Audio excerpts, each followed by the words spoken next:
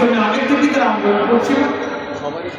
সেই আন্দোলনের এক চূড়ান্ত পর্যায়ে মে মাসের 1 তারিখে তার মধ্যে 8 ঘন্টা কাজের দাবি ছিল, তাদের মজুরির দাবি ছিল, তাদের পেশার অনেক দাবির আন্দোলনের বিরুদ্ধে অত্যাচার, নির্যাতন, জুলুম নেমে এসেছিল।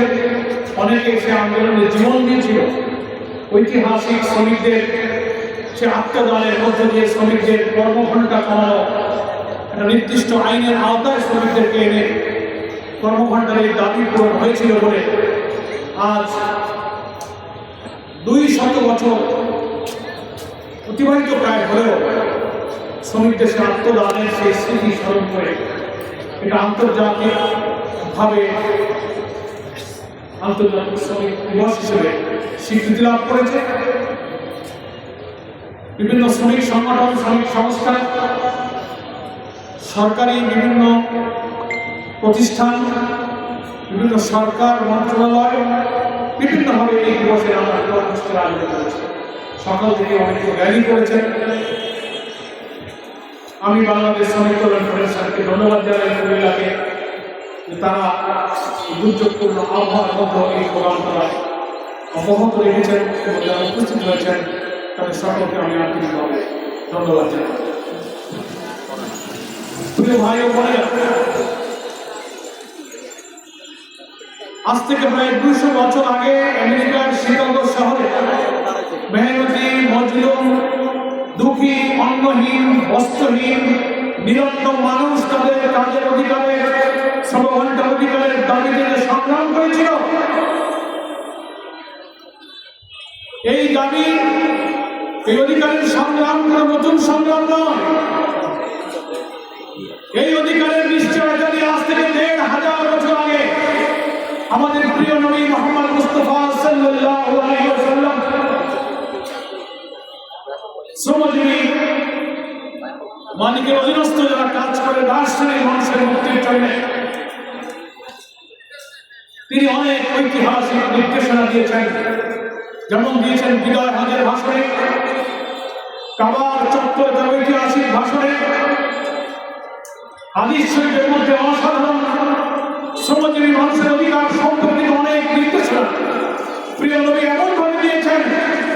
আজকে আমরা ট্রেড ইউনিয়ন আন্দোলনের শ্রমিকরা, নেতারা, ফেডারেশন, সরকার, Geneva convention, ILO, IRI, labour employment standing order, কত কিছু আমরা দাবি করে আজকে যে কথা বলছি, আমার নবী 1500 আগে বলেছেন শ্রমিকের ঘাম শুকাবার সাথে সাথে তার মজুরি দিয়ে দাও। দুনিয়ার কোন সময় আইনের কথা বলেনি। স্বার্থের অতিরিক্ত বোঝা শ্রমিকদেরকে দেবে। যদি তার কর্মঘণ্টা এবং স্বার্থের অতিরিক্ত কোনো বোঝা তাকে দাও, কোনো ডিউটি তার করতে হয়, আল্লাহ রাসূল বলেছেন অতিরিক্ত সময় কাজের জন্য তাকে ওভারটাইম দিতে হবে, বোনাস দিতে হবে। কারখানার মালিককে বলেছে যে কারখানায় তোমার অধীনে অধীনস্থ শ্রমিক তার ঘাম ছড়াবে, মেশিনের সামনে তার হাড়, রক্ত, মাংস, শ্রম দিয়ে তোমার উৎপাদনের চাকাকে সক্রিয় রাখবে, অর্থনীতির চাকাকে সামনে দিকে নিয়ে যাবে। বছর শেষে তোমার কোম্পানি, তোমার ব্যবসা, তোমার দোকান, তোমার কর্মস্থলে যখন কোনো লাভ হবে, যে শ্রমিক ঘাম দিয়ে তোমার এই উৎপাদনে এই লাভের ব্যাপারে ভূমিকা রেখেছে, আল্লাহ রাসূল বলেছেন তোমার কোম্পানির লাভের অংশ থেকে ওই শ্রমিককে লভ্যাংশের ভাগ দিতে হবে।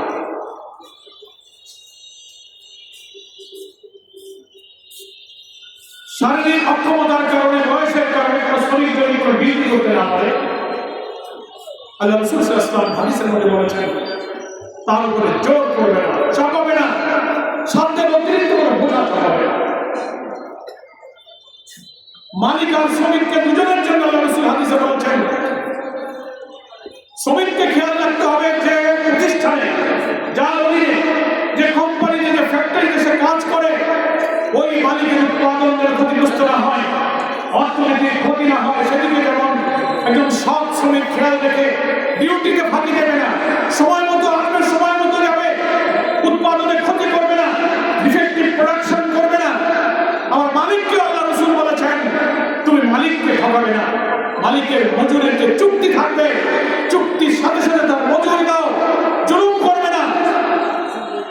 মালিকের মজুরি কত হবে, আল্লাহ রসুল সেই মজুরি স্কেলটা করেছে।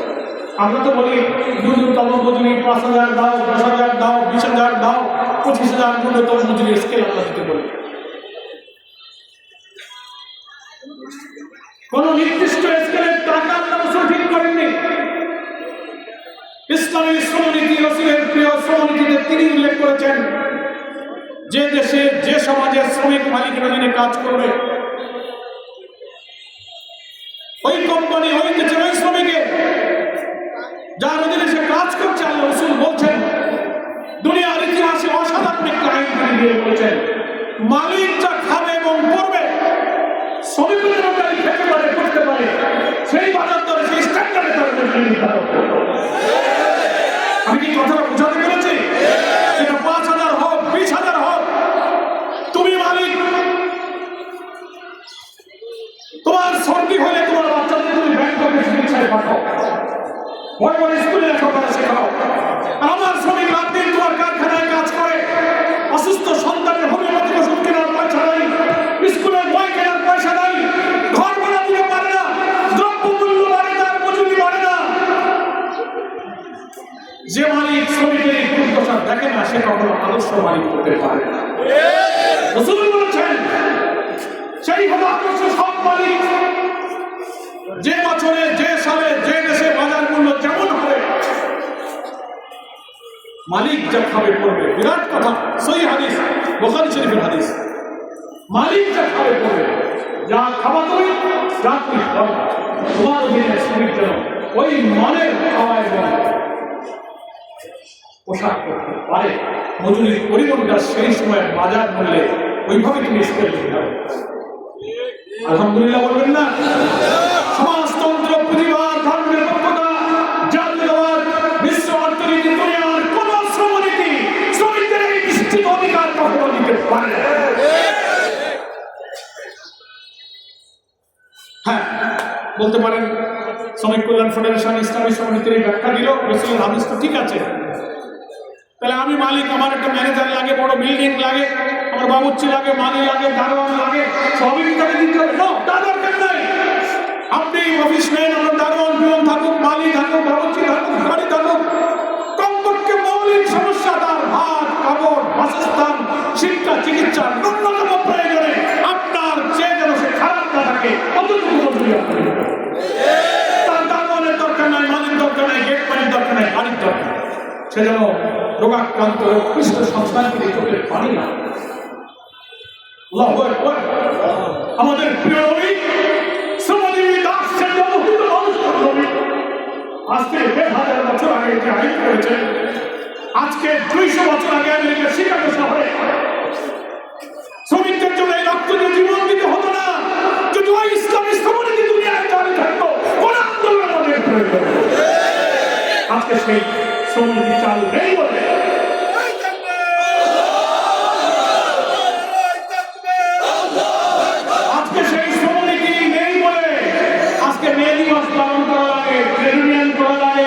ফেডারেশন করা লাগে, লেবার ডাইরেক্টর লাগে, রেজিস্ট্রার লাগে, আইএলও লাগে, জেনেভা কনভেনশন লাগে।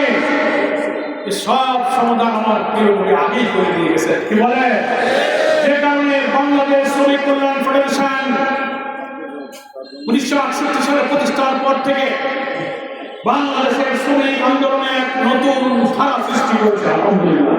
কি বলে? আমরা বলেছি মালিক আর শ্রমিক আমরা শত্রু নই।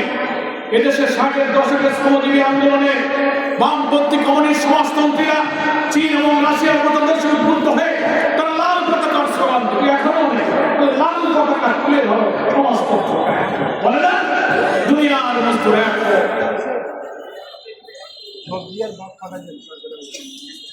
মালিক আর শ্রমিককে তারা শত্রু মনে করত। তারা বলতো শ্রেণী সংগ্রাম হচ্ছে পৃথিবীর ইতিহাস। আমাদের প্রিয় নবী বলেছে না, মানুষের মধ্যে কোনো শ্রেণী সংগ্রাম নেই, ক্লাস স্ট্রাগল নেই, সর্বহারা আছে এবং এর কোনো আন্দোলন নেই। পৃথিবীতে আন্দোলন হচ্ছে একটা, সেটা হচ্ছে সত্য মিথ্যার লড়াই, হক এবং বাতিলের লড়াই। এজন্য আমরা বলি মালিক কখনো শ্রমিকের শত্রু হবে না, আবার শ্রমিক কখনো কখনো মালিকের শত্রু হবে না। সৎ মালিক সৎ শ্রমিক উভয় বন্ধু হবে, নাকি বলেন? যে মালিক শ্রমিককে ঠকাবে না, শ্রমিকরা সেই মালিকের জন্য জীবন দেবে।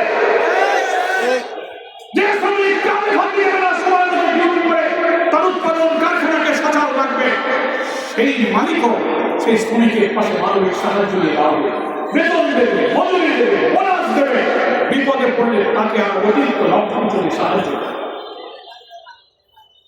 এটা হচ্ছে ইসলামিক লেবার ল। এটাই হচ্ছে শ্রমিক কল্যাণের, শ্রমিক রাজনীতিতে নতুন ধারা।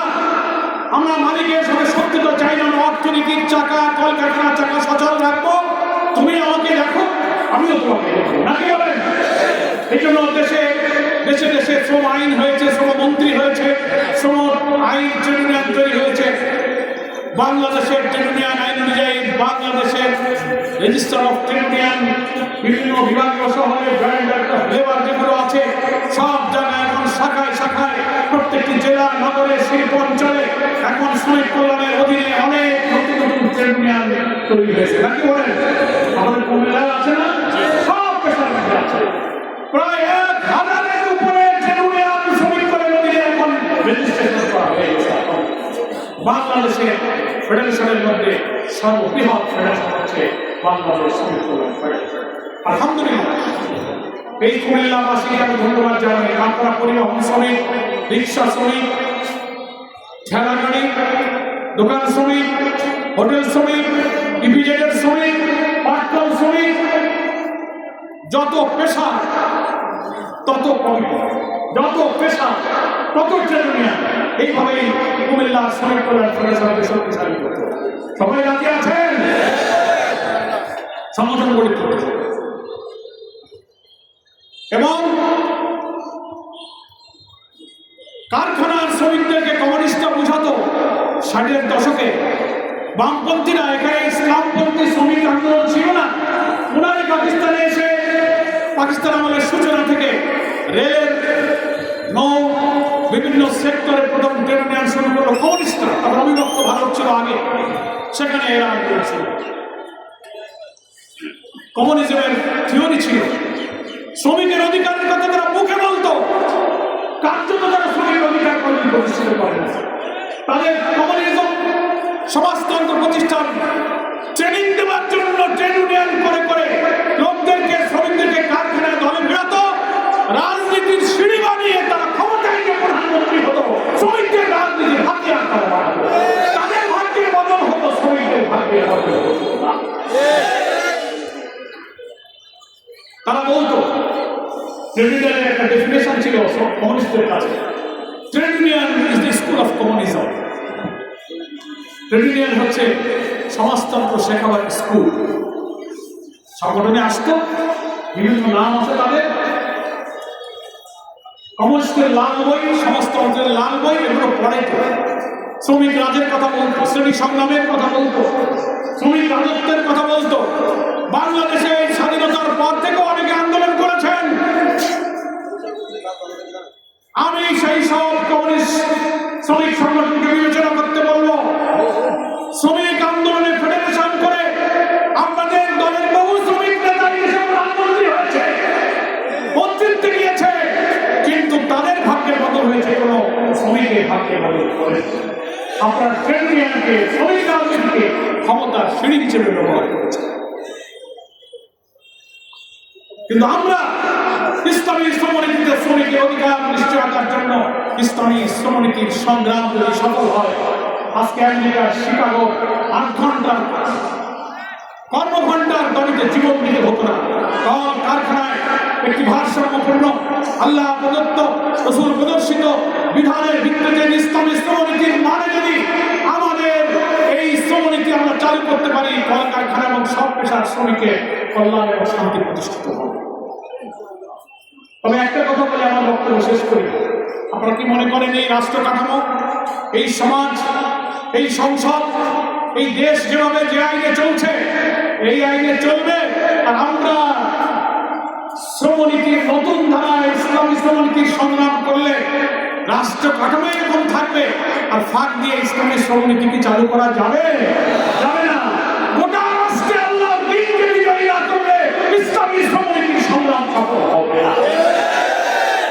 এজন্য ইসলাম প্রতিষ্ঠার সংগ্রাম আর ইসলামী শ্রমনীতির সংগ্রাম এক অভিন্ন সংগ্রাম। আমরা একসাথে যেমন ইসলামী শ্রমনীতির সংগ্রাম এগিয়ে নেব, তেমনি আমাদের এই জন্মভূমি বাংলাদেশে আল্লাহ তাআলার দ্বীনের ভিত্তিতে একটি কল্যাণ রাষ্ট্র ইসলামী বিধান প্রতিষ্ঠার মধ্য দিয়ে শ্রমনীতি প্রতিষ্ঠা করা সম্ভব।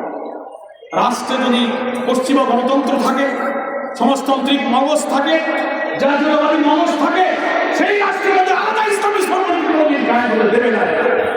এই জন্য ইসলামী সমাজ প্রতিষ্ঠার সংগ্রাম আর ইসলামী শ্রমনীতির সংগ্রাম এক অভিন্ন সংগ্রাম মনে করে এই সংগ্রামকে আমাদের এগিয়ে নিতে হবে। সবাই আমরা রাজি আছি? আমি আজকে দাবি করি, বন্ধ কলকারখানা যা বন্ধ হয়েছে, পাটকল বন্ধ হয়েছে, কত কারখানা বন্ধ, ট্রেড ইউনিয়ন করতে দিচ্ছেন না অনেক জায়গায় মালিকরা। ফেডারেশনের এই মে দিবসে কুমিল্লার সমাবেশ থেকে দাবি করছি, বন্ধ কলকারখানা চালু করুন, শ্রমিকদের পাওনা মজুরি বুঝে নিন, ট্রেড ইউনিয়নের উপর হস্তক্ষেপ না করে আপনারা শ্রমিকদের পাশে দাঁড়ান। শ্রমিকরাই আপনার বিরাট বিরাট সভ্যতা, অট্টালিকা, দালান কোঠা, শিল্প, কল কারখানা, পৃথিবীর ইতিহাসে যা কিছু সৃষ্টি হয়েছে তার পিছনে আমার শ্রমিকের রক্ত, ঘাম, হাড়কে নিষ্পৃষ্ট করে সভ্যতার জায়গাকে গ্রহণ করেছে। আমি সংগ্রামী কুমিল্লাবাসীকে ধন্যবাদ জানাই। ট্রেড ইউনিয়ন আন্দোলনকে আপনার সামনে এগিয়ে নেবেন। আরো যত পেশায় তত ট্রেড ইউনিয়ন করবেন। কলকারখানার শ্রমিকদেরকে কমিউনিস্টরা যদি বলতে পারে trade union is the school of communism, আমরা বিশ্বাস করি, আমরা কেন বলতে পারবো না trade union is the school of Islam? আমরাও ট্রেড ইউনিয়ন করবো মানুষকে ইসলাম শেখাবার জন্য, তাওহীদ, রিসালাত, আখিরাতকে শেখাবো, ইসলামের বিধানের জ্ঞান যার মধ্য দিয়ে ট্রেড ইউনিয়ন করে শ্রমিকের মুক্তির সন্ধান। এই জন্য আমাদের কাছে ট্রেড ইউনিয়নের সংজ্ঞা হল trade union is the school of Islam. মহান আল্লাহ তাআলা আজকে কুমিল্লা মহানগর শ্রমিক ফেডারেশনের আন্তর্জাতিক মে দিবস উপলক্ষে ঐতিহ্যবাহী টাউনহল ময়দানে মে দিবসের সমাবেশকে সফল করুন। যে মায়েরা, বোনেরা, ভাইয়েরা কষ্ট করে বৃষ্টিতে ভিজে এই সমাবেশ সফল করেছেন,